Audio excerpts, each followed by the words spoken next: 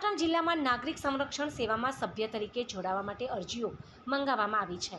ભારત સરકારના નાગરિક સંરક્ષણ અધિનિયમ 1968 અંતર્ગત શત્રુ હુમલા સામે વ્યક્તિ અને મિલકતના રક્ષણ માટે આ સેવા કાર્યરત છે। અરજી માટે ઉમેદવાર ભારત, સિક્કિમ, ભૂટાન અથવા નેપાળનો નાગરિક હોવો જોઈએ। ઉમેદવારની ઉંમર 18 વર્ષથી ઉપરની હોવી જોઈએ। જો કે સક્ષમ અધિકારી 3 વર્ષ સુધીની છૂટછાટ આપી શકે છે। ઉમેદવારે ઓછામાં ઓછું ધોરણ 4 પાસ કરેલું હોવું જરૂરી છે। પુરુષો અને મહિલાઓ બંને અરજી કરી શકશે। શારીરિક અને માનસિક રીતે સ્વસ્થ હોવું જરૂરી છે। નિવૃત્ત સૈનિકો, એનસીસી, એનએસએસ કેડર, આપદા મિત્ર અને સિક્યુરિટી સર્વિસના અનુભવી ઉમેદવારોને પ્રાથમિકતા આપવામાં આવશે। myBharat.government.in 52 ઓનલાઈન અથવા સંબંધિત પાટણ તાલુકા મામલતદાર કચેરીમાં ઓફલાઈન કરી શકાશે।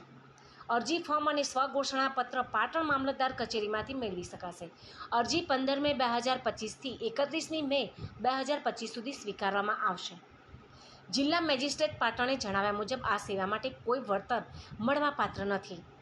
પાટણ મામલતદાર કચેરીમાં અરજી પ્રક્રિયા માટે વિશેષ હેલ્પ ડેસ્કની વ્યવસ્થા કરવામાં આવશે।